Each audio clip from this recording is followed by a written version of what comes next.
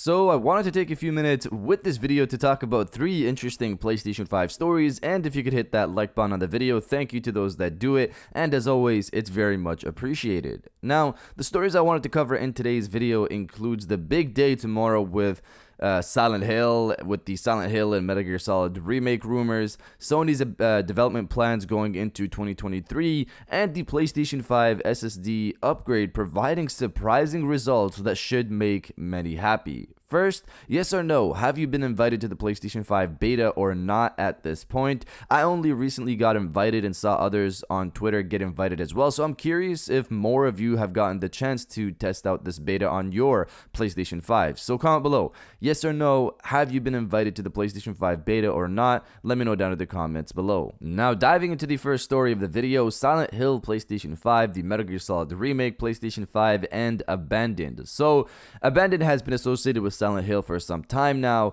Multiple times at this point, we've had supposed coincidences that seemingly point to Abandoned possibly being the rumored Silent Hill PlayStation 5 exclusive in disguise. Only recently has Abandoned been associated with Metal Gear Solid, with the developer posting an image with the background possibly hinting towards Solid Snake, Big Boss, essentially the Metal Gear Solid franchise. With the Abandoned real-time app being a place where we'll see multiple trailers supposedly for this indie title, the theory is now that this app is going to tease multiple PlayStation 5 games again, going back to Silent Hill and the Metal Gear Solid Remake being possibly the 2 games it teases. Well, this mysterious app is about to get its first teaser tomorrow. We had Blue Box Game Studios themselves start the hype train over the weekend, tweeting out, access to the real-time experience app is closing in, with an opening teaser as an introduction. You'll get a glimpse to what you see is what you play, along with some announcements to look out for. See you on August 10th. So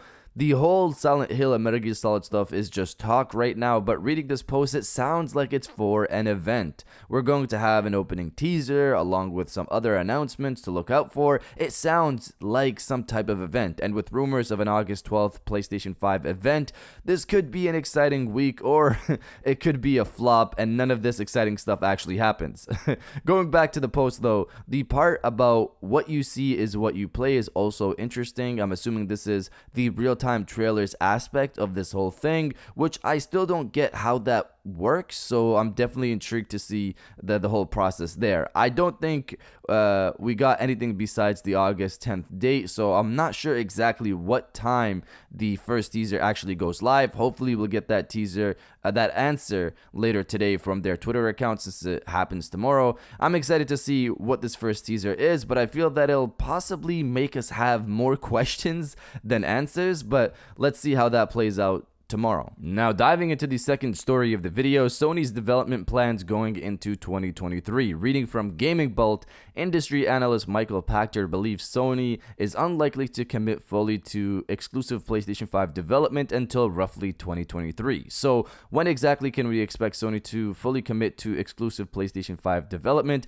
Industry analyst Michael Pachter fielded the question in a recently uploaded video, and he believes that simply given the fact that Sony is going to want to sell large quantities of its biggest games, it's going to keep on releasing them for the PlayStation 4 as well until it's confident that enough PlayStation 5 units have been sold for exclusive releases to be able to sell as much as they want them to. According to Pachter, we might start seeing some exclusive PlayStation 5 games by late 2022, but you shouldn't expect them to fully commit to the same until 2023.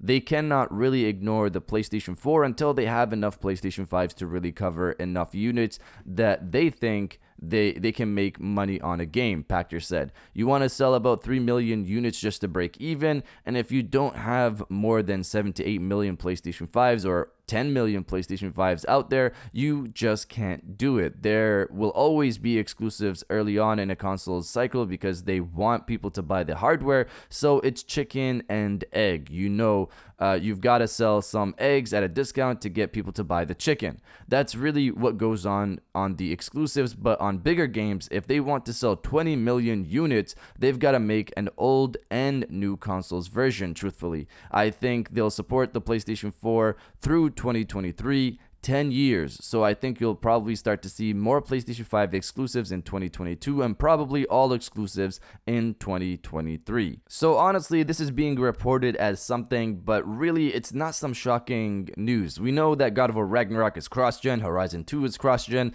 GT7 was confirmed to be cross-gen and delayed not too long ago, so Sony's definitely pushing for the sales here. God of War and GT7 are both confirmed for 2022. Horizon 2 is still 2021, but reported to be pushed to 2022. Sony has secured the necessary materials to sell 12 million more PlayStation 5s by the end of March 2022, putting them at 22 million consoles out there by that time. Possibly, so they'll have a much larger base by the end of 2022. Wouldn't be surprised if that's past 30 at that point.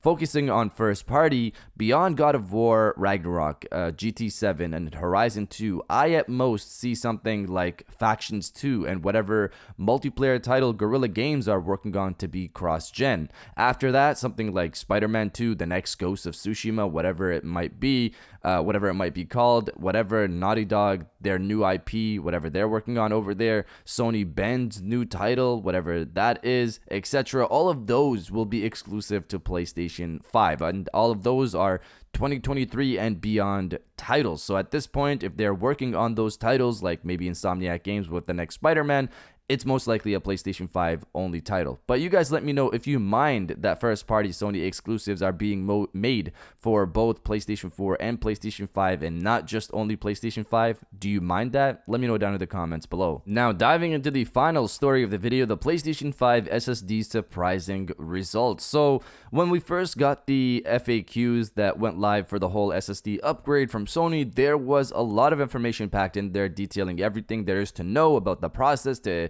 expanding your NVMe storage on PlayStation 5. One part of the FAQ that I personally wasn't a fan of, and I mentioned that in my original video discussing the topic, was the part that said not all games are necessarily playable with the exact same performance provided by the PlayStation 5 console's internal ultra-high speed SSD, even where the M2 SSD device's sequential read speed is faster than 5500 megabytes per second. Now, 5500 megabytes per second is the recommended speed by Sony themselves according to the FAQ, so this note was confusing to see. I got invited into the beta for PlayStation 5's upcoming update last week. As we know, it's the only way to actually test out this SSD expansion option via PlayStation 5's NVMe expansion bay.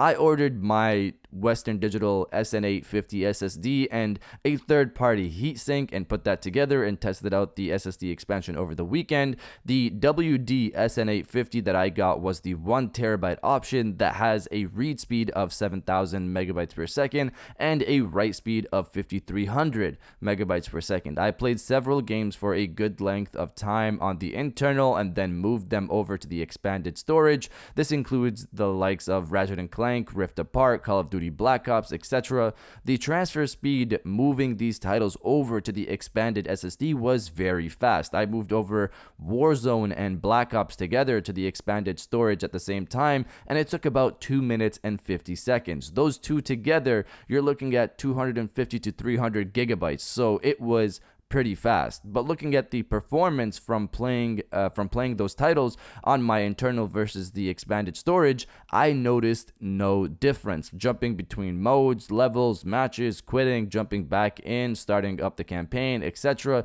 it felt the same as the internal version, as the internal tests. Of course, I didn't run timed tests personally to see exact numbers, but the people over at Digital Foundry did, and it surprised me. I'll have their video linked below, of course, but we'll look at this in 3 parts. 1, performance, 2, PS4 load times, and 3, PS5 load times. So 1, performance. They noticed identical performance between playing off the internal SSD when compared to playing off the expanded SSD. There were even times where performance was actually slightly better playing off the expanded SSD, which was very surprising to see.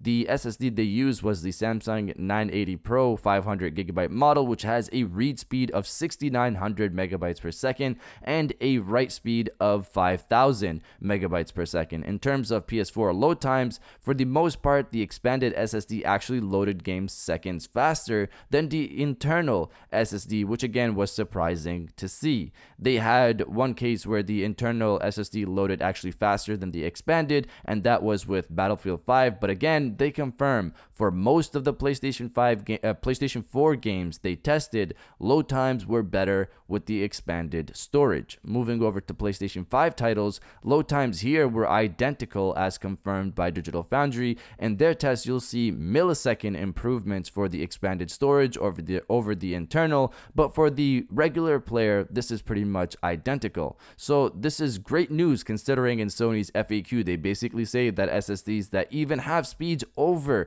the recommended 5500 megabytes per second might not have the same performance as the internal drive. From what I've played so far and what Digital Foundry has tested, you're getting equal or better performance and load times on the expanded storage over the internal drive. But you guys let me know if you've noticed any difference in your test if you've expanded your storage. Let me know down in the comments below. And if you guys did enjoy this video, please hit that like button as it always helps, and subscribe if you're new. I got new videos every Monday, Wednesday, and Friday. And now I'll check you guys out on the next one. And welcome back to the after show. This is the part of the video where we have a little fun down in the comments below. If you're old, welcome back. If you're new, welcome. For today's thing, what I want you guys to do is to body, obliterate, destroy, and overall harass the comment section with "The speed is real." Obviously, this is in reference to the test for the expanded storage. And if you're excited to expand your storage, or you've already expanded your storage at this point, destroy the comment section with "The speed is real." And I'll definitely heart those comments like I always do, because I appreciate everybody who stays to the end of my videos. And now I'll check you guys out on the next one.